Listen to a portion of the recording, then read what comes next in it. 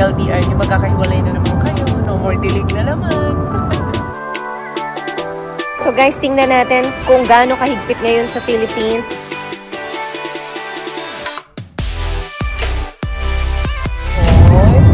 Welcome back to the Philippines! O, dito tayo sa... Ha? Tama ka? Ulo!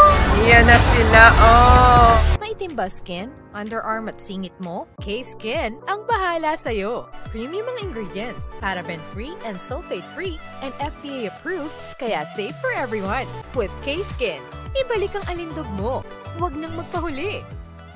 Hi guys! Welcome back to our channel. Well, for today's video is babalik kami ng Philippines. Ako lang pala, si Mister, ayan. Medyo malayo ang tingin. Nag-iisip na naman kasi balik sa LDR. Alam nyo na, dating gawin. Yun ang mahirap no? Yung palaging nare-refresh. Yung pagiging LDR nyo, magkakahiwalay na naman kayo. No more dilig na naman. Ba't ganun ang buhay, no? Pero ganun pa man, tulad na sinasabi ko, may hangganan naman yan. So, laban lang. Eh, ayaw magpakita ni Mister sa video kasi nga, muna medyo sentimental siya for today. Atid niya ako sa airport. Yan si Mister, oh, malayo ang tingin. Tingin naman dyan, babe. Jesus. No. Lukot ka. Airport na kami. So guys, tingnan natin kung gaano kahigpit ngayon sa Philippines, 'di ba? Sa mga NAIA daw, sa mga Clark Airport, masyadong naghihigpit. Kasi nga, yung mga bagahe dapat may limit lang. Kung may dala kang jewelry, kung may dala kang mga pasalubong. So, dapat limit lang. So, malalaman natin ngayon kung paano nga ba. Wala masyadong passenger. Buti wala akong Cebu connecting. Kung hindi, ako 24 hours na naman ako. Tapos na kami mag-check-in, guys. And this is the hardest part. Yung magpapaalaman na kayo, no? Paulit-ulit kayong nasa LDR, pabalik-balik. Walang nasasanay talaga doon. Ayaw magpakita ni Mister sa camera kasi namumugto yung mata niya eh. Alam mo, very emotional si Mister compare sa akin. Ay, bigat sa loob talaga. Grabe. Parang ayaw mong humakbang papalayo sa kanya kasi nasasanay ka na nakasama mo yung asawa mo lagi.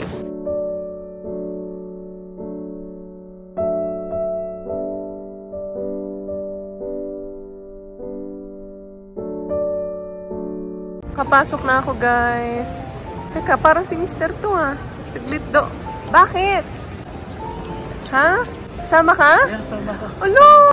It's a prank! So, totoo lang, magkasama kaming babiyahe ngayon sa Philippines. First time namin. Magbiyahe ng malayo. Together. Pasensya na kayo kanina, nagdrama-drama kami. Nagpa-practice lang kami, baka pwede kami maging artista. Ayan, magkasama. Pwede. Magaling si Mister. Magaling makipag-coordinate. So, ayan, uwi kami ng Philippines and magbabakasyon si Mister doon for 1 month. Oo, papasok na kami sa duty free. Siyempre, bibili kami ng konting pasalubong. Wow!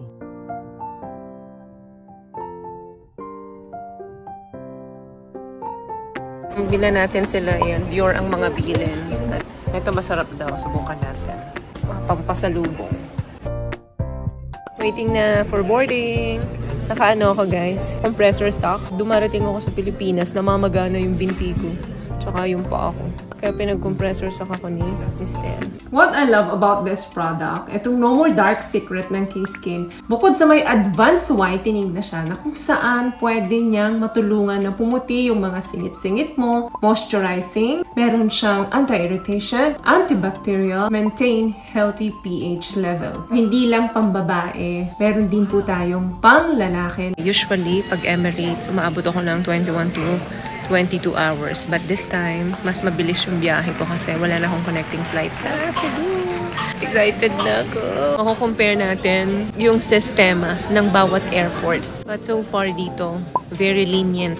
Basta wala ka namang mga firearms or drugs na dala, wala kang magiging problema dito sa Oslo Airport. So ngayon may mga dala kaming alak. Tapos mga perfumes. May dala din akong yung mga personal na gamit kong gold and cellphone. So tingnan natin ngayon kung mahaharang ba ako. Paano gagawin sa Clark pag nakita to since mga luma naman to at hindi ko naman binili yung mga gold dito. Basta guys, kapag may mga suot kayong jewelry, like mga discrew, yung mga ganito, so better na tanggalin nyo na lang bago kayo pumasok sa airport kasi talagang sa scanner, tumutunog minsan yan. Kasi minsan may mga spring, diba? Minsan naman may wire sa loob.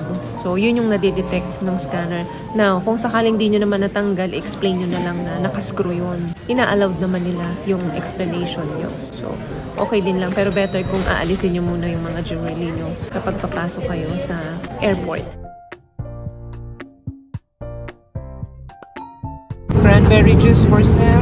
Red wine kay Mister. Kasi kapag long flight, nade-dehydrate tayo. Kulang ang tubig. So, medyo prone tayo sa urinary tract infection, especially sa mga kababaihan. So, ako ang iniinom ko talaga pag long flight, puro cranberry. Water, cranberry, water, cranberry. Wow!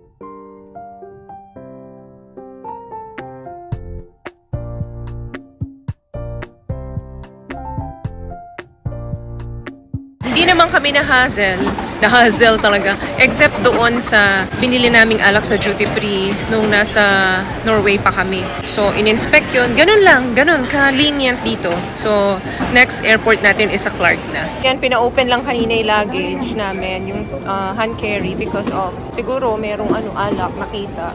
Pinabuksan lang. Then that's it. Wala na. Yan si Mister, hapong-hapo. Wow!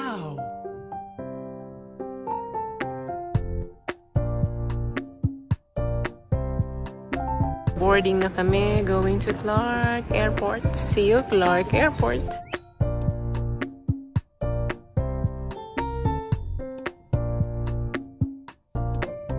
Welcome back to the Philippines! So, dito tayo sa Clark Airport. Ang napansin ko, update lang, wala na yung declaration form na pinifill upan. Di ba tuwing arrival, merong ibinibigay na form na sa aeroplano pa lang, kailangan nyo ng fill upan para i-submit dito sa immigration. This time, wala na. So, nandun na yung lahat sa www.gov.ph. Basta ilalagay ko na lang dyan yung link, guys. Dyan nyo na lahat i-fill up yung mga declaration ninyo, kung ano yung dala ninyo, pera man yan, or alahas or something. Basta yung mga kailangan ninyong i-declare. Doon na, hindi na sa tax form na katulad na pinifill upan nyo ngayon. So, punta tayo ngayon sa immigration. And after immigration, sa custom tayo. Update ko kayo kasi bago lang kami na dito. Dumaan na kami guys dun sa last screening baggage. Yung talagang final na paglabas mo. Napansin ko nung pagdaan ng bag ko at saka yung hand carry ko, pinictura nung crew yung computer niya doon sa dalawang hand carry ko, which is my shoulder bag and my hand carry suitcase. So, expect ko pagdating sa custom, may harang ako. Kasi may binili si Mister na 2 alak sa Norway pa lang, duty free. So siguro yun ang nakita nila. Plus, dala ko yung mga pang personal use kong jewelry. Feeling ko, mahaharang ako. So inaantay ko pa yung mga bagahe ko na lumabas. Si Mister nandoon pa. Naantay niya na lumabas yung mga bagahe niya. This one, you have anything to declare or nothing? Nothing, as in nothing. So your purpose of travel? Travel. Vacation. Ando na sila sa labas. Yes, ba? QR code din. Thank you. Nakalabas na kami guys ng airport. So far okay naman, nakita nyo kanina, di ba?